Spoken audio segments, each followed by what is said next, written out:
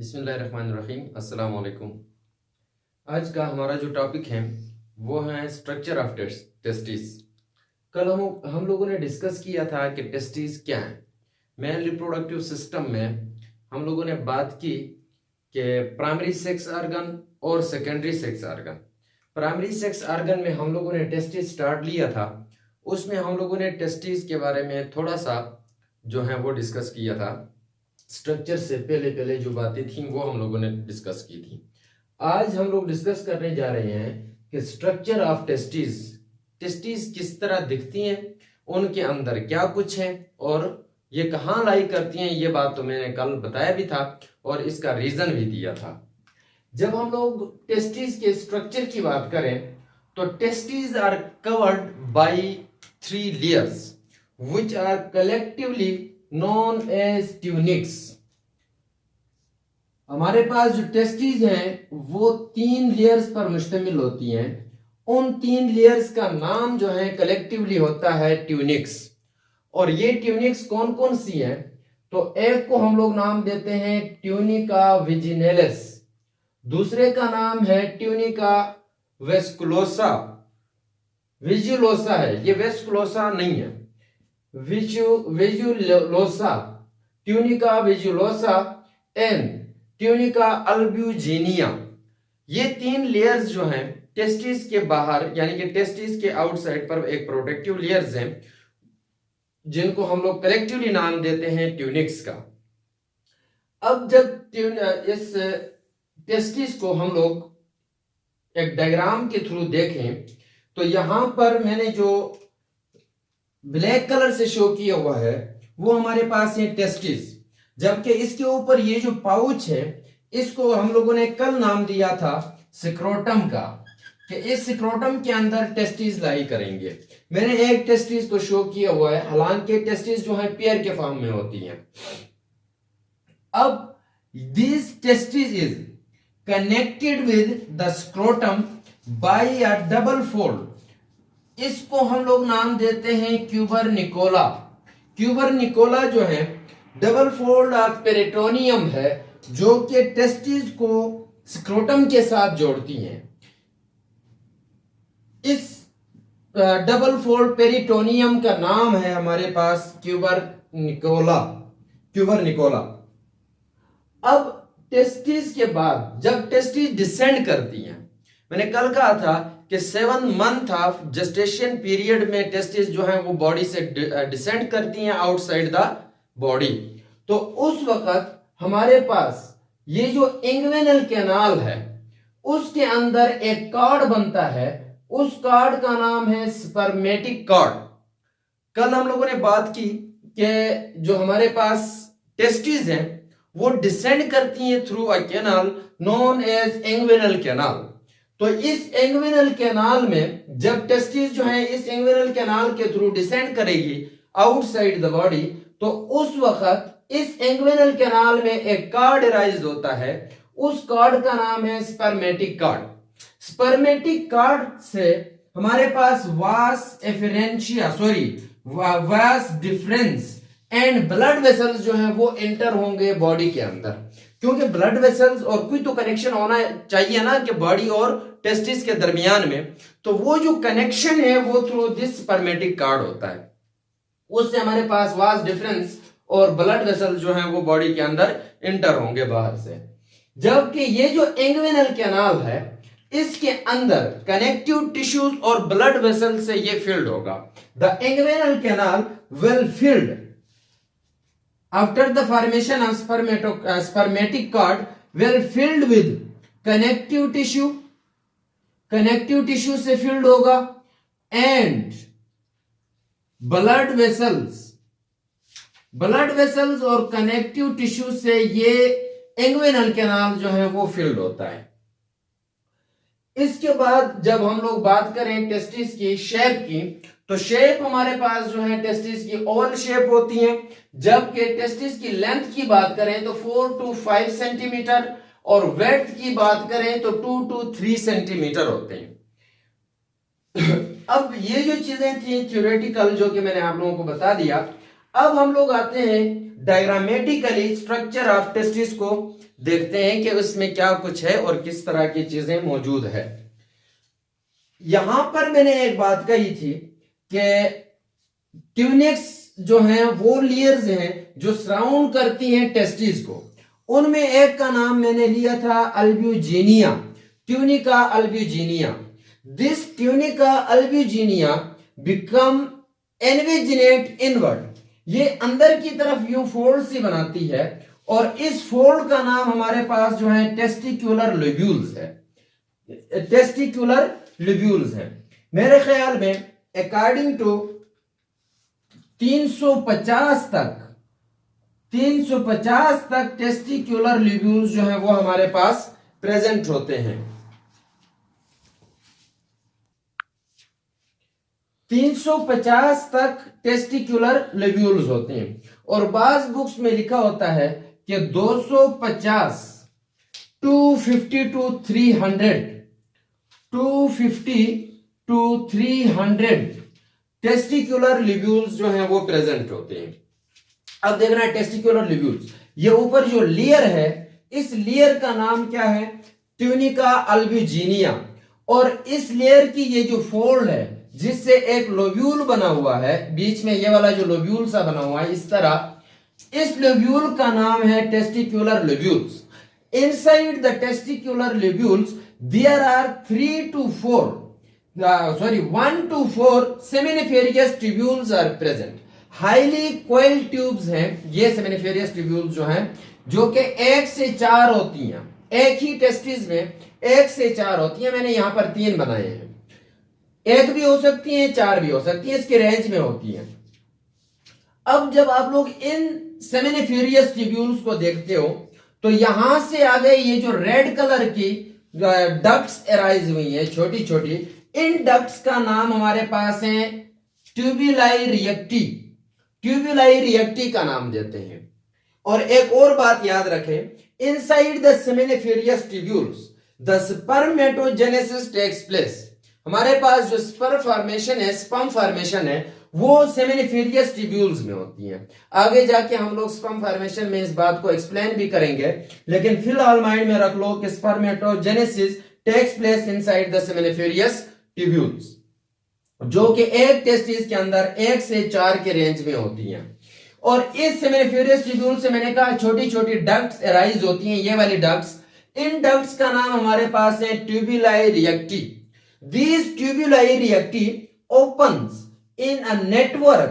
यहां पर देखें, ये आकर यहां पर एक नेटवर्क बनाते हैं। ये जो गोल गोल मैंने बनाए ये हमारे पास यही ट्यूब्यूल्स हैं, तो ये एक नेटवर्क बनाती हैं। इस नेटवर्क का नाम हमारे पास है रेटी टेस्टिस, रेटी टेस्टिस। तो स्पर्म जो है यहां पर बनेगा, बनने के बाद सेमिनिफेरियस ट्यूब्यूल में बनेगा, बनने के बाद हमारे पास ट्यूबुलाई रिएक्टी से होते हुए रेटी टेस्टिस की तरफ चला जाएगा। जब रेटी टेस्टिस में आए तो from rete testis there are small tubules also arise, जिन्हें हम लोगों ने नाम दिया वासा एफरेंशिया का, वासा एफरेंशिया का नाम दिया। यहां पर ये जो ट्यूब्यूल्स मैंने बनाए हुए हैं, इन ट्यूब्यूल्स का नाम है वासा एफरेंशिया।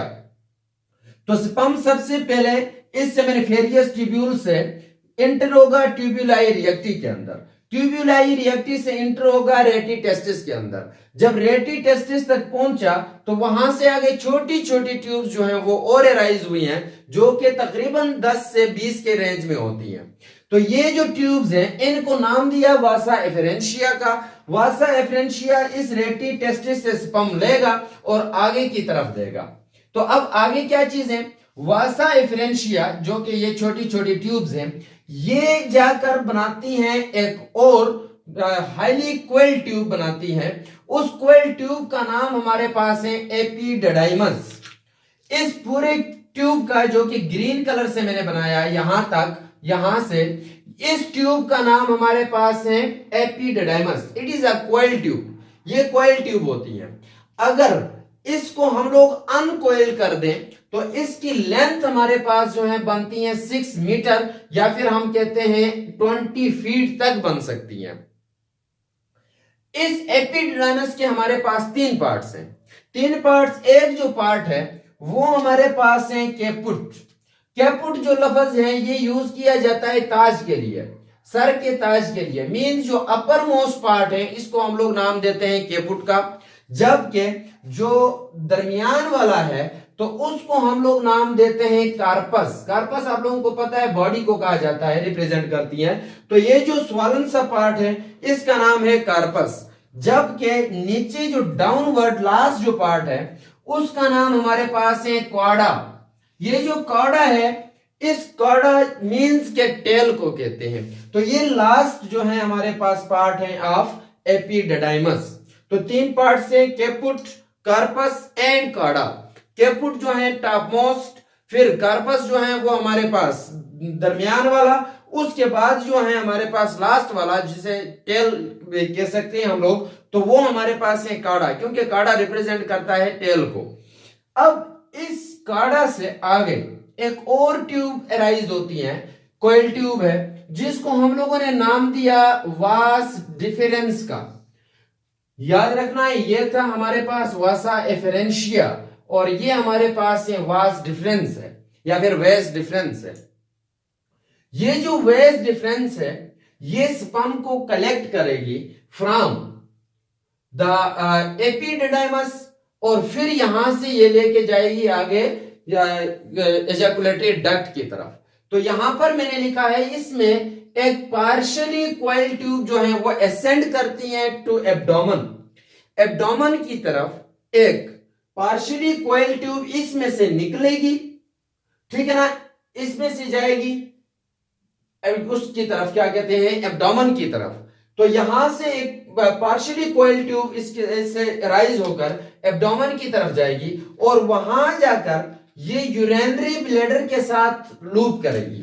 फर्ज करो ये हमारे पास है यूरिनरी ब्लैडर, तो ये जो ट्यूब है ये जाकर लूप करेगी किसके अंदर, इस यूरिनरी ब्लैडर में।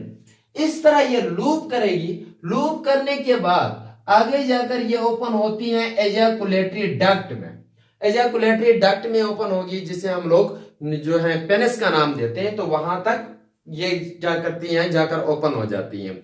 तो स्पर्म जो है यहां से आहिस्ता आहिस्ता मुख्तलिफ किस्म के डक्ट से होते हुए लास्ट में जाएगा एक वेस डिफरेंस के पास। वेस डिफरेंस के पास जब गया तो यहां से जो पार्शियली कॉइल ट्यूब है वो इसको उठाएगी, स्पर्म को उठाने के बाद ये partially coil tube urinary bladder से यूं लूप करते हुए ओपन होगी, कहां पर, एजाकुलेटरी डक्ट के अंदर। जब एजाकुलेटरी डक्ट तक स्पर्म पहुंच गया तो वहां से आगे फिर एजाकुलेशन जो है वो होगी।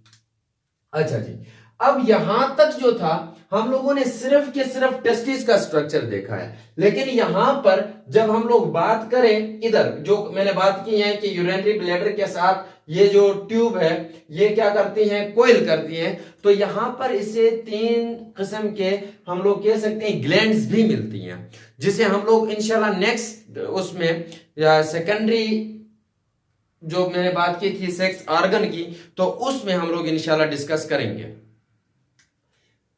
अच्छा जी, अब ये था हमारे पास स्ट्रक्चर ऑफ टेस्टिस में ओवरऑल एक ओवरव्यू था। तो अब हम आते हैं जरा सेमिनिफेरियस ट्यूब्यूल की, क्योंकि मैंने सेमिनिफेरियस ट्यूब्यूल के बारे में बताया कि स्पर्म जो है वो यहां पर बनते हैं। तो हम देखते हैं इस सेमिनिफेरियस ट्यूब्यूल्स के अंदर क्या कुछ प्रेजेंट है। तो यहां पर एक सेमिनिफेरियस ट्यूब्यूल में मैंने कहा है 1 से 4 हो सकते हैं। 1 से 4 जो है वो हमारे पास एक टेस्टिकुलर लोब्यूल के अंदर 1 से 4 सेमिनिफेरियस ट्यूब्यूल्स होती हैं।